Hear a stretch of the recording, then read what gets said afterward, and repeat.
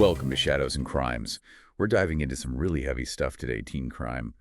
It's a tough subject, but we've got like news reports, online analyses, even insights from this series called Adolescence. It's like exploring the psychology of it all. Right. Basically, we want to unpack these tragic cases and figure out what might be going on. Yeah, looking at all this, it's pretty clear how complex this is. We're not talking about isolated incidents, right? It's like individual psychology, online stuff, and then like bigger societal trends all mixed up. For you guys listening, we're trying to put it all together, go beyond just the headlines and really get into why these things happen. Exactly. We'll be looking at the psychology behind these crimes, exploring stuff like the manosphere and incel communities, how they might play a role.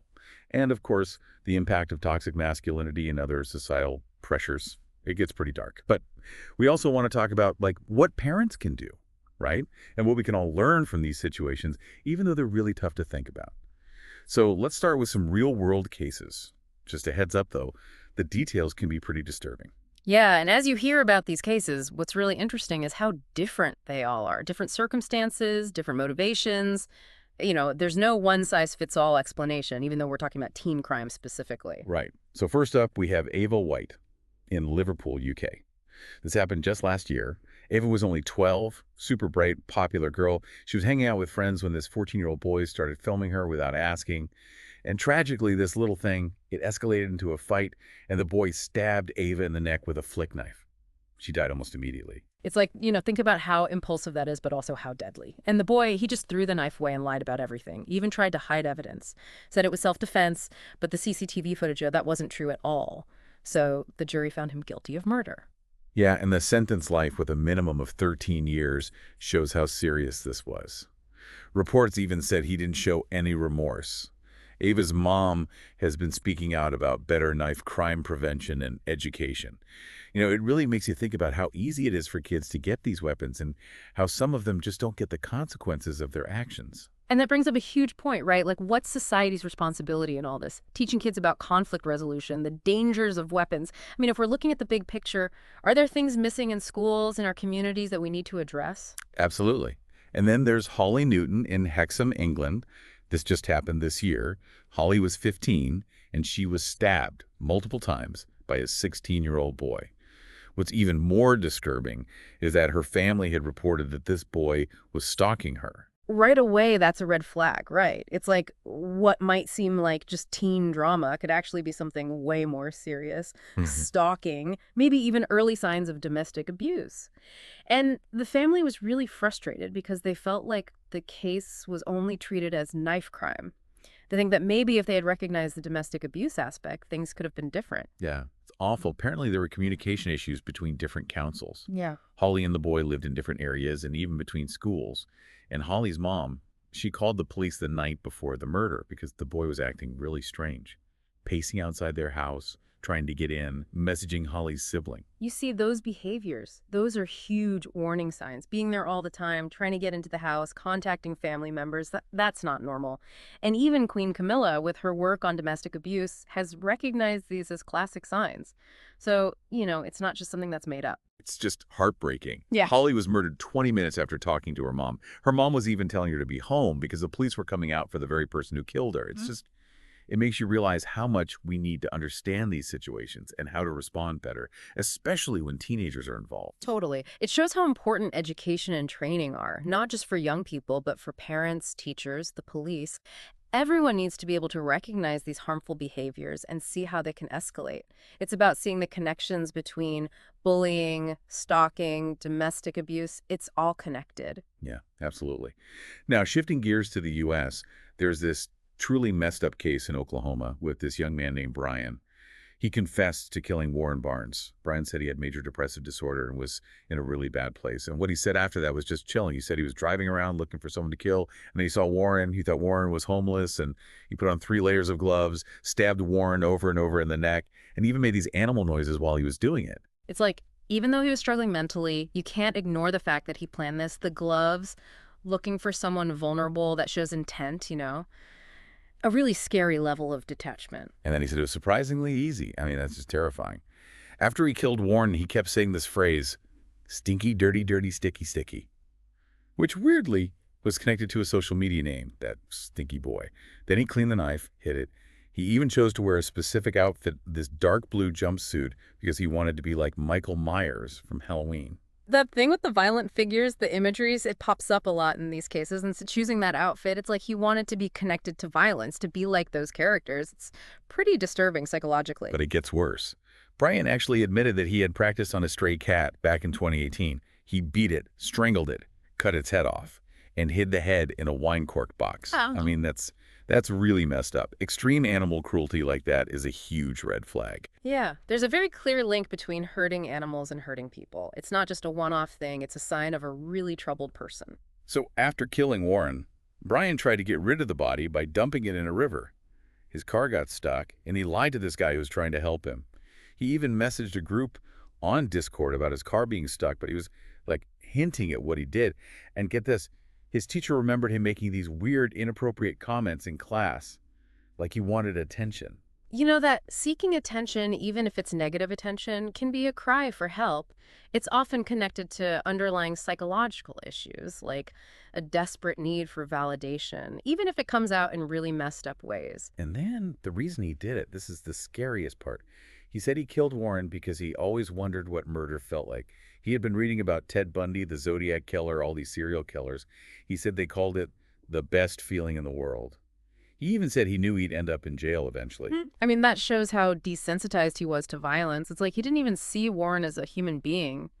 And this fascination with famous killers, it just proves how dangerous it is to glorify violence, especially for people who are already vulnerable or struggling mentally. It's just awful. And then we have Robert and Michael Beaver in Broken Arrow, Oklahoma. These two brothers, they murdered 5 members of their own family, their dad, mom, and 3 of their siblings.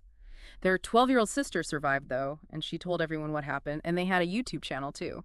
It's a huge tragedy, and the fact that the sister lived, Yeah. it's heartbreaking, but it also helped them understand what happened. Yeah. So Michael, he was 16, and Robert was 18. They were found hiding, covered in blood and dirt. And when they questioned Michael, he said part of the reason was that Robert hates everyone. He thinks society is pointless. But then it gets even darker. They wanted to beat the kill count of people like James Holmes, the Aurora shooter, and the Columbine shooters. It's like they were competing, trying to be worse than other mass murderers. That's a really disturbing mindset, Like they wanted to be famous for doing the most horrible things. Yeah, Michael even admitted he was obsessed with how many people they could kill. They were inspired by serial killers, mass shootings, all of it. They had planned everything around when their ammo was going to be delivered. They were going to use knives at first because they didn't want to make noise. Michael even said he was kind of relieved they didn't get the ammo, so maybe he realized how bad it could have been. The planning, thinking about how to kill the most people without getting caught. It's terrifying how much thought went into it. They were focused on the killing itself, and then, the fame they thought they'd get from it. It's crazy. They even talked about being on the news, becoming famous, having Wikipedia pages, documentaries. It's like they were totally detached from reality. Yeah. Like violence was just a way to get attention. It makes you think about how the media covers these events, right? Do they accidentally encourage this desire for fame, even for doing something so horrible? It's a tough question. It is. And Michael, he said he only went along with it because he was scared Robert would kill him too. But then he admitted he actually took part, stabbed people, even cut his mom's throat. He said he felt hate towards the world and had threatened violence before. He even said he identified with Eric Harris, one of the Columbine shooters. The fact that he felt pressured, that's another layer of tragedy. And again, you see this influence of other school shooters. It's like they become role models in a really twisted way. During the interrogation, Michael called his dad David, not Dad. It might seem small, but it could mean they weren't emotionally close. Their dad was super strict, and they were homeschooled, so they didn't interact much with other people. Maybe that made them feel isolated and messed up their view of the world. That's a good point. Not using a normal name for your dad, it can point to problems in the family. And being isolated like that, it can make it hard to learn social skills, to understand what's normal and what's not. Right. And Michael said they didn't even see their family as people anymore, just numbers to help them get famous. Of course, later he realized how stupid that was. They were both found guilty. Robert got life without parole, and Michael got life with a chance of parole. And their house, they turned it into a park, like a memorial. Turning their house into a memorial, it really shows how much this affected the community. And Michael realizing it was all pointless, even if it was too late, maybe it shows that there's some hope for understanding, even after something so horrible. Yeah, all these cases, they're just devastating. And you can see how complicated it is, right? So many different things going on. And it makes you think about teen psychology, like what's happening in their minds when something like this happens. Exactly. And adolescence is such a confusing time anyway, right? All those hormones, trying to figure out who you are, where you fit in, it's emotional, and their impulse control isn't fully developed yet. There was this analysis we looked at about this series called Adolescence. It talked about how online culture can be really confusing for young boys, almost like they're being brainwashed, like they're the victims of this online world. It seems like the series explores how toxic masculinity and these online influencers can have a negative impact. It's like they're being hurt by the very things they're drawn to. Right, and they showed how rejection can trigger violence in vulnerable kids. This character, Jamie, he completely freaks out when this girl, Katie, rejects him. That's like a major part of why he commits the crime in the story. It shows how fragile their self-esteem is at that age. Something that might seem small to us can feel huge to them. And if they're already struggling, it can lead to some really distorted, even violent reactions. And in adolescence, there's this contrast between Jamie being terrified of needles, like he needs someone to comfort him during a blood test, and then him brutally murdering someone. It's like he's scared of something small, but killing someone doesn't even faze him. It's like something's not wired right in their brains, you know? They don't process emotions the way we expect them to. Yeah. And the analysis pointed out how there's this lack of guidance for young people, like parents, schools, even social media companies, they're not doing enough. And then mental health support only comes after something bad happens.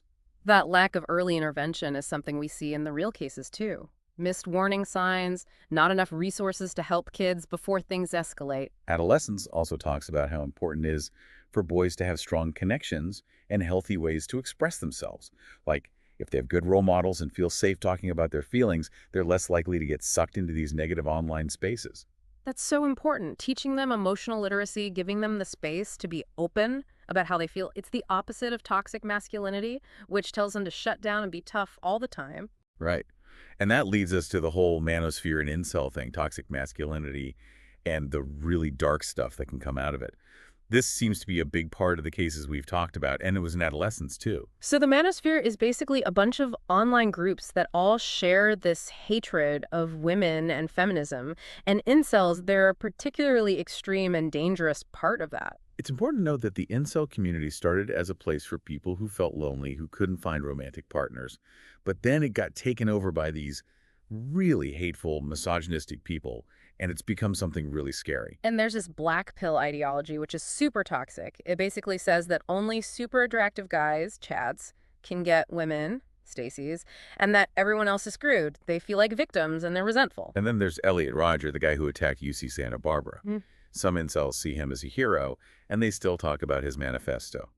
And the Toronto van attacker, the Plymouth shooter, they were inspired by the incel movement too. It's a direct link between what they're saying online and real-world violence. It's scary, right? It shows how online radicalization works.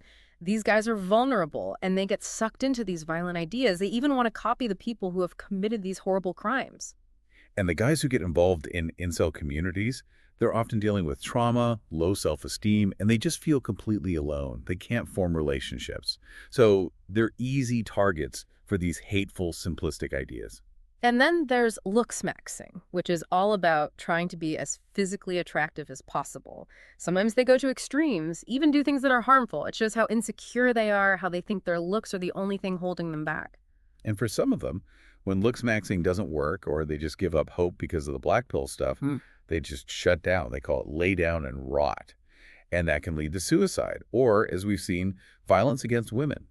They blame women for rejecting them and making them feel lonely. The problem is these communities are mostly online on private servers and stuff, so it's hard to know how many people are involved, what they're doing, and to stop them before things get out of hand. And the things they say online, it's really disturbing. Extreme statements, hate speech, talking about sexual violence. It's a toxic environment that breeds anger and resentment. Some people might say that their misogyny is just a reaction to being rejected by women, but it goes way beyond that. It turns into real hatred, and they use it to justify violence. And then there's toxic masculinity, which is a big problem in society as a whole. It's all about these harmful expectations of what it means to be a man, being tough, not showing emotions, being independent no matter what. And those expectations are impossible to live up to. They can lead to mental health problems, suicide, guys not asking for help when they need it, they're afraid of seeming weak. Yeah, like when people say man up, Yeah. it tells boys to bottle up their feelings, and that can be really damaging. And the media plays a role too, even pornography. It gives this unrealistic view of relationships and what it means to be masculine. It reinforces these toxic ideas. And social media algorithms are a big part of the problem. These vulnerable guys can end up seeing more and more misogynistic content. They get trapped in these echo chambers where everyone agrees with them, so they never see a different perspective. That's what we call algorithmic radicalization. They start out just curious, but then they're bombarded with these extreme ideas and there's no one to challenge them. And bullying, both online and offline, is a huge issue for teenagers. And with social media, it's even worse. For boys who are already struggling with self-esteem, seeing all these perfect images and getting harassed online, it just makes them feel worse about themselves. And then there's this 80-20 rule, which is popular in incel communities. It says that 80% of women are only attracted to 20% of men. It's completely untrue, but it makes them feel hopeless and resentful, like they never had a chance. And some people say that focusing only on the manosphere is too narrow. There are other places online, smaller blogs, gaming forums, that also promote misogyny and can be dangerous for young men. Yeah, it shows how this stuff spreads. It's not just these organized groups, it's all over the internet. And the fact that violence is everywhere in our culture, in movies, TV shows, video games, it desensitizes kids to it, makes it hard to know where the line is. And in the Beaver case, they actually wanted to be famous for killing people, like they were inspired by other violent criminals. It's like they don't even have a moral compass anymore. They've lost their empathy. Violence isn't a tragedy to them. It's a way to get attention, to be remembered. So, given all of this, what can parents do? Our sources had some advice about navigating this online world. The first thing is to be aware. You need to know what your kids are doing online, what they're watching, what they're reading. You don't have to be a helicopter parent, but you need to be informed. And talk to them, especially boys. Have open, honest conversations about what it really means to be a man, how to express masculinity in a healthy way. Let them ask questions and share their thoughts without feeling judged. You need to talk about the tough stuff, too. Male rage, the manosphere, incels. It might be uncomfortable, but it's important. It helps them think critically about what they see online. And you need to connect with them emotionally, be present in their lives, online and offline. Just being in the same room isn't enough. You need to actively listen, be interested in what they're doing, don't be a passive parent. And pay attention to warning signs. If they're withdrawing with people, isolating themselves, getting angry and resentful, you need to take that seriously. Education is so important for kids, for schools, for parents. We all need to learn about coercive behavior, the signs of domestic abuse. We can't just brush things off as teenage drama, especially after what happened to Holly Newton. And if you're worried about your child, their relationships, what they're seeing online, get help. Talk to a professional who specializes in child psychology or online safety. Don't be afraid to ask for help. And keep an eye on their social media. Try to understand the language they use, the slang. It's about understanding their world, not being controlling. And teach them about healthy relationships. Respect, empathy, communication. These are the building blocks for preventing harmful attitudes and behaviors. And encourage your sons to express their emotions. Let them know it's okay to feel sad, scared, confused. It's good to ask for help when you need it. If you do all that, talk to them, stay informed, help them develop emotionally, you can protect them from these negative influences. You can make a real difference. This deep dive, it's been really heavy, but it shows how much danger there is out there for teenagers and how many different factors contribute to these tragedies. It's about understanding how their minds work, how these online groups can manipulate them, and how important parents and society are in all of this. We need to talk about these things, raise awareness, and be proactive. We can't just pretend it's not happening. So, what did you guys think? What stood out to you? What questions do you still have? This is an ongoing issue, and we all need to keep learning and talking about it. Definitely. And if you want to learn more, check out the Shadows and Crimes channel. We've got more discussions and analysis on topics like this. We've got tons of resources there. Thank you for joining us on Shadows and Crimes. If you found this deep dive thought-provoking, please share it and subscribe.